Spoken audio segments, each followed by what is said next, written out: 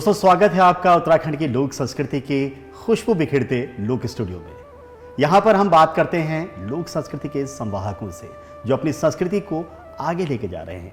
आज हम माँ भगवती नंदा के मायके नौटी से एक ऐसे कलाकार को लेके आए हैं जिनको माँ भगवती नंदा का असीम आशीर्वाद मिला और उसी आशीर्वाद के चलते आज वो देश दुनिया में दर्शकों के श्रोताओं के दिलों में वास करते हैं। तो स्वागत कीजिए ऐसे ही युवा प्रख्यात लोक कलाकार लोक गायक विवेक नौटियाल का। विवेक जी, बहुत बहुत स्वागत है धन्यवाद लोक स्टूडियो में आपका। बहुत बहुत धन्यवाद। माँ भगवती नंदा के मायके से आप आए हैं और जब कभी हमारा भी जाना होता है नौटी क्षेत्र में तो घर घर में माँ नंदा की कथा, माँ नंदा के गीत गुंजायमान होते हैं और आपको आशीर्वाद मिला है माँ भगवती नंदा का। तो नौटी एक छोटा सा गाँव है, उस छोटे से गांव में देहरादून तक आना और फिर देहरादून से वो यात्रा शुरू करना जो आज देश दुनिया में आप असंख्य श्रोताओं के, दर्शकों के दिलों में राज कर रहे हैं गीतों के जरिए, कैसी ही रही ये यात्रा, उसके बारे में थोड़ा बताएं। पहले तो आप सभी को धन्यवाद, आपन में तई स्टूडियो में आमंत्रित करी। और यात्रा की अगर बात करी जाए तो हर कलाकार का एक स्ट्रगल पीरियड ज़रूर होता है, चाहे वो छोटा हो चाहे बड़ा हो। और हमारा तो स्ट्रगल पीरियड बहुत ही अलग रहा क्योंकि मैं एक गांव से हूं और हमारे इलाके में संगीत के लिए थोड़ा सा मतलब कह सकते हैं कठिन परिश्रम करके हम पहुंचे हैं। और मैं वैसे इंटरमीडिएट मेरा फिजिक्स, केमिस्ट्री, मैथ से हुआ था। अच्छा। पर जब मैं देहरादून में बीएससी कर रहा था तो सेकंड ईयर में आ गया था मैं, बीएससी सेकंड ईयर में। तो मेरा सडनली मूड चेंज हो गया कि मुझे शायद मेरा फील्ड अलग है, मुझे यहाँ काम नहीं करना चाहिए।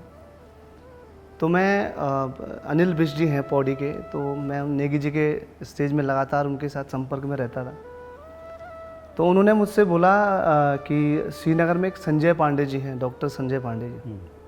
तो उनसे मेरी बात करवाई उन्होंने और फिर धीरे धीरे मुझे उन्होंने बोला कि आप कल ही आप यहाँ आ जाओ और एडमिशन ले लीजिए म्यूज़िक में। तो मैं जब श्रीनगर गया तो उस समय जो है बहुत भयानक स्थिति थी श्रीनगर की। ये बरसात का ही समय था और श्रीनगर धारी देवी के बीच में एक जगह आती है सिरोबगढ़। जी, सिरोबगढ़ बड़ा फेमस है। हाँ, तो वहाँ पे पत्थर गिरते हैं बहुत ज़्यादा, स्लाइडिंग बहुत ज़्यादा है और मतलब कह सकते हैं पानी के साथ साथ पत्थर भी, स्लोप भी। तो मैं अपने गांव की तरफ से आ रहा था तो जाम लगा हुआ था बड़ा लंबा। तो मेरे दिमाग में एक ही था कि मुझे एडमिशन लेना है क्योंकि लास्ट डेट थी आज। तो अगर आज मैं नहीं जाता तो मेरा शायद नहीं हो पाता ये एडमिशन। अच्छा है, तब संगीत में एडमिशन? हाँ जी। तो मैं निकल गया वहाँ से और बैग मैंने बांधा, मैं रोडवेज में बैठा हुआ था तो मुझे दिखा नहीं कुछ। तो मैंने अपने कंधे पे जो बैग था वो टाँका, जूते वूते उतारे, पैंट ऊपर करी और निकल गया। तो बहुत लंबा रास्ता था। सडनली मैं जैसे क्रॉस हुआ तो उसके बाद मेरे पीछे से ही जो है पत्थर भी, स्लोप भी साथ में। तो मेरी स्थिति बहुत खतरनाक हुई थी क्योंकि सफ़ेद पानी था। और उसके बाद मैं जब श्रीनगर पहुंचा तो जब संजय पांडे जी को फ़ोन करा कि मैं भी पहुंच गया हूं, गेट पे कहाँ है आप, तो मुझे ढूंढ रहे हैं, मुझे देख रहे हैं पर मुझे पहचान नहीं पा रहे कि कौन है क्या है।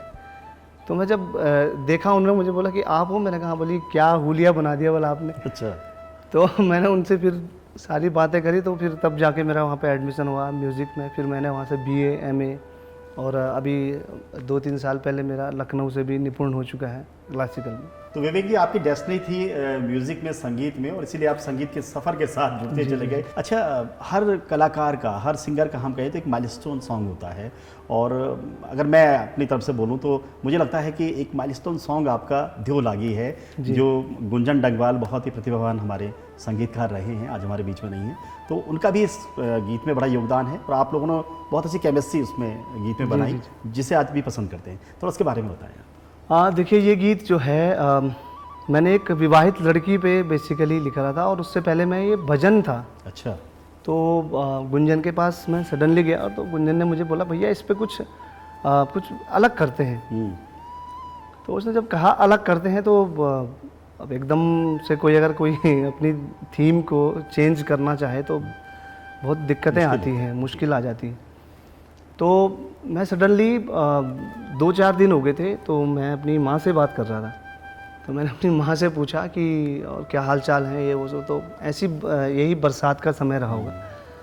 तो माँ ने मुझे कहा कि बस क्या होना, वो गढ़वाली में बोला कि बस क्या होना 74 पे बरख लगी थी देवर बरख मुझे देव लगी 74 पे। तो फिर मेरे दिमाग में सडनली आया यार बारिश बुरिश पे कुछ लिखा जाए इसमें। तो मेरे दिमाग में एकदम से थीम आ गई कि कन घोड़ी कुएड़ी लगी रूणा झूणा पानी, धार माँ कुएड़ी लगी याद है मैं तकी।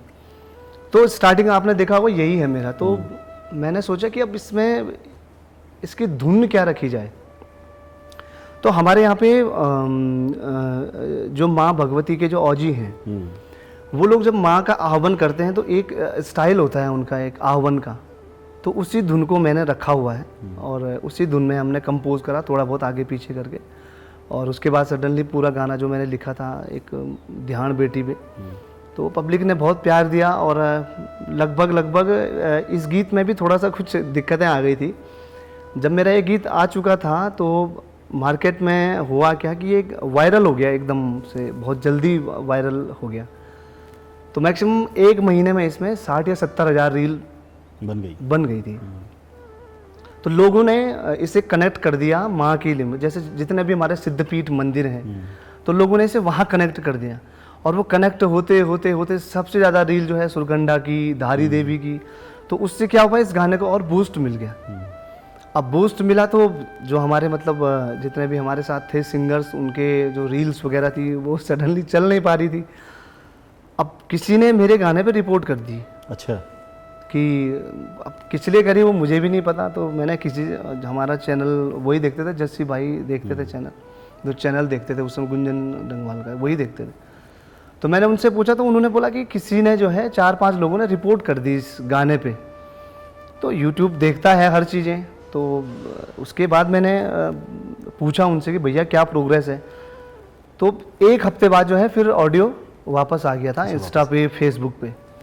बट दिक्कत ये हुई कि जो रील्स बनी थी वो 70,000 जो 75,000 70,000 रील्स थी वो गायब हो गई थी। मतलब रील्स पे आवाज़ ऑडियो थी ही नहीं, क्योंकि दोबारा ऑडियो डाला गया। फिर उसके बाद ये बूस्ट हुआ, आज तक लोग इस पे रील बनाए जा रहे हैं और बहुत पसंद करते हैं। और मैं तो देखता हूँ कि जब ये गीत बजता है तो हर कोई व्यक्ति नाचना चाहता है इसमें। हाँ। तो हमारे लोक स्टूडियो में मुझे लगता है कि इस गीत की कुछ पंक्तियाँ आप कहेंगे तो। हाँ ज़रूर, मैं सुना देता हूँ दो पंक्तियाँ।